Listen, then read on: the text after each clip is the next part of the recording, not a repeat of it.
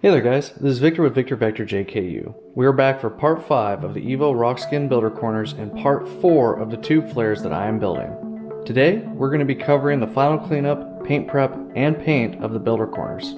Let's get into it. Alright guys, we've just taken the builder corners off. I have all the welding done, most all the grinding done. I just have a few more things that I want to hit with the grinder. I got to clean up some of the spatter from welding, as well as some of the under portions that I wasn't able to get to as well. So I got a little more cleanup to do, and then after that we're going to start moving into paint prep. Alright guys, so I just finished grinding the last bit on the builder corners. You can see behind me I have a little makeshift spray booth set up, so let's go ahead and go in here and see what we got. So I just have my builder corners right now flipped over on their faces. So what I'm going to do is I'm going to paint the back side first. So the weld through primer held up good, except for there was a couple of areas where I pulled through some of the paint and it ended up sticking to this. So what I want to do is I want to clean it up, and what I'm going to do is I'm going to retouch it with another coat of primer, and then I'm going to hit it with one coat of 2K, and then I'm going to let that dry overnight. And then what I'm going to do is I'm going to flip these guys over and I'm going to start working on painting the other side. Alright guys, so last night finished up with putting down the coat of primer and one coat of paint on the back side. So today we're going to be working on the front sides. So what I'm going to start off with doing here is I'm going to wipe it down with acetone, and I'm going to go ahead and hit it with some self-etching primer. I'm going to do 2 coats of that on this front side, and then we'll come back and start looking at how everything looks and make the decision of what my path forward is going to be, if I'm going to use body filler or not. Alright guys, so I just finished up laying down the 2 coats of primer and let it dry. And so in review of how the top appearance looks with the flares, I'm thinking that I will go ahead and put in body filler. I'll go and run you through the process real quick. So basically what I'm going to start off with is I'm going to go ahead and run over with some sandpaper, just scuff up the surfaces a little bit. Next thing I'm going to be using is some wax and grease remover. I'm going to go ahead and wipe down all those surfaces to make sure I got all the dust and everything off. So I'm using this U-POL Fantastic Glass UP0923. And it comes with a little bottle of hardener too that you mix in. It's a 3% mixture, so what I'm going to do is I'm going to go mix this up on a little bit of cardboard, and then we're going to go ahead and start applying it. Alright guys, so giving it time to dry up, and now next thing up is going to be sanding it down and forming it to the surface.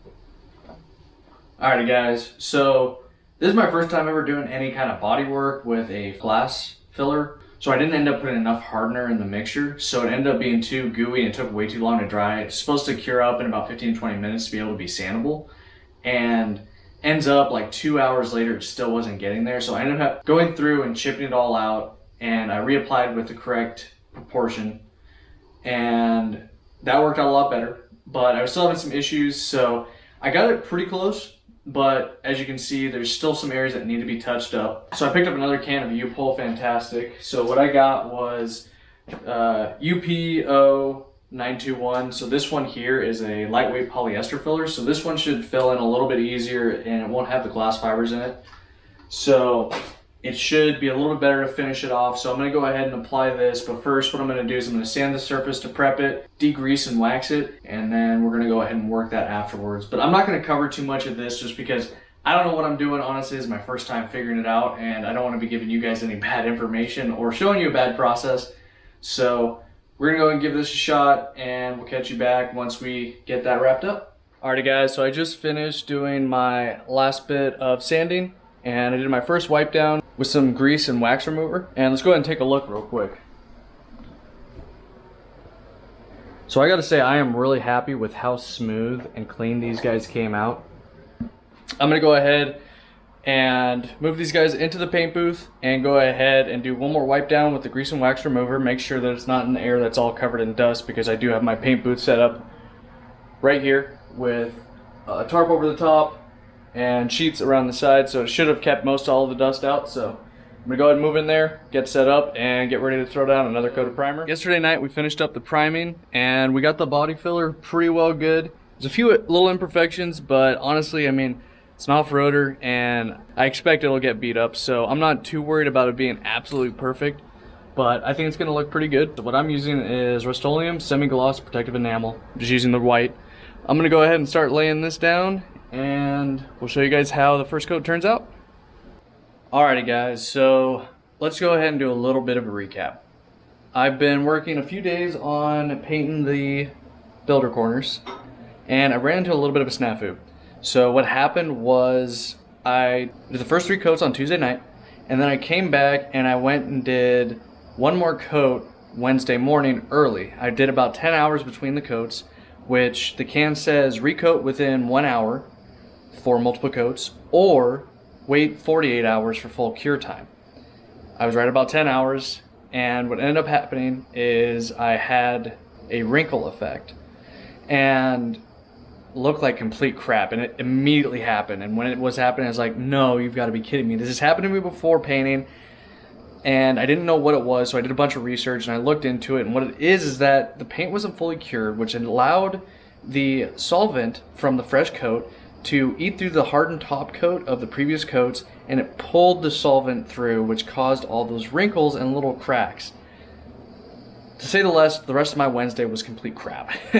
Went into work, was tired, I got 4 hours of sleep, and it was awful. But you know what? Sometimes that happens, and it's a learning experience. The big thing is figure out what you did wrong, learn from it, and try to make sure it doesn't happen again.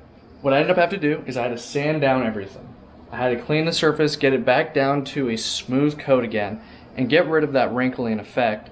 And so I finished that up, and it all looks pretty good. There's still little witnesses of it, but I'm hoping that the paint will actually cover that. It very well may actually show through, but I think it's going to be such a small amount, it's not going to be a real big deal.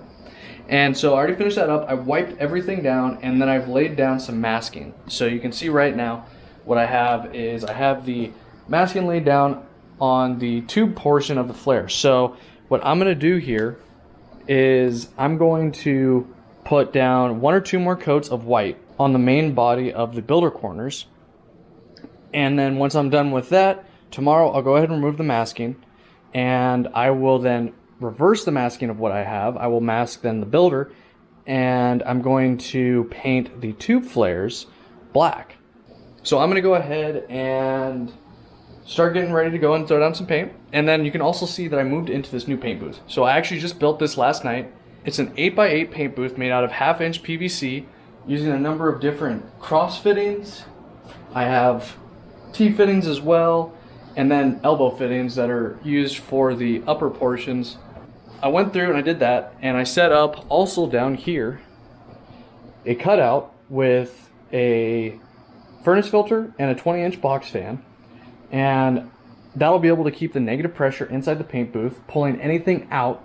The filter should work pretty well to capture most all the overspray and the paint particles. It's not going to do anything about the fumes, but at least that will keep this area cleaner. And then I'm using some plastic drop cloths to basically cover everything. And then to finish that off, I use these 1/2-inch conduit straps, and I just bent those around, and that does a really great job of holding everything in place. The way that I have it built is working pretty killer. It cost me about $230 to put together, where you don't have to worry about 1, your shop getting filthy, or 2, your parts that you're painting being contaminated by dust and other things. So this is a pretty much clean room.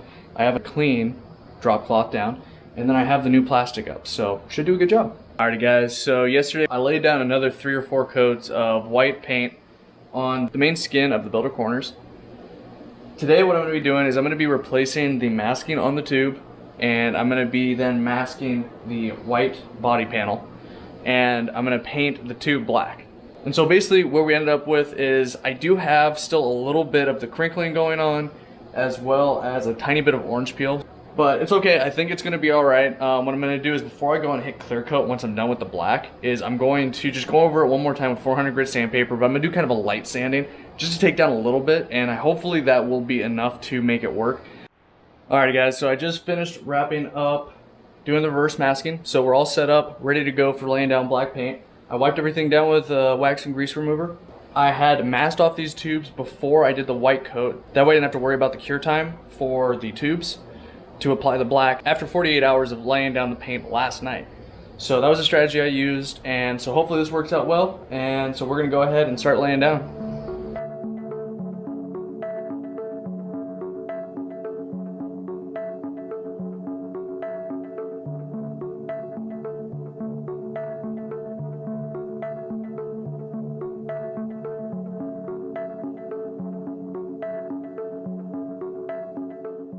Alright guys, so one other thing I wanted to cover real quick. So since I welded everything on the body because I was worried about the curvature of the body and the panel caused damage to the paint, hit it with a wire brush to try to break up any loose paint, and then came through and did a little bit of sanding, sanded over everything that I plan on painting, and then I also hit it with a little bit of degreaser. So I'm going to go ahead and hit it up with some touch-up. I'm just using some semi-gloss protective enamel, Rustoleum, and white. Come back afterwards with a gloss clear coat to finish it off, but this is what I'm going to be hitting it with first. Alright guys, that's going to wrap up today's video on painting the tube flares. Hopefully you enjoyed today's content, and be sure to stick around for the next video where I'm going to be going through the final assembly of these Evo Rockskin builder corners with my Fab tube flares. Otherwise guys, we are Victor Vector JKU. We are taking on this build and the trails of both direction and magnitude. Alright guys, have a good one. Catch you next time.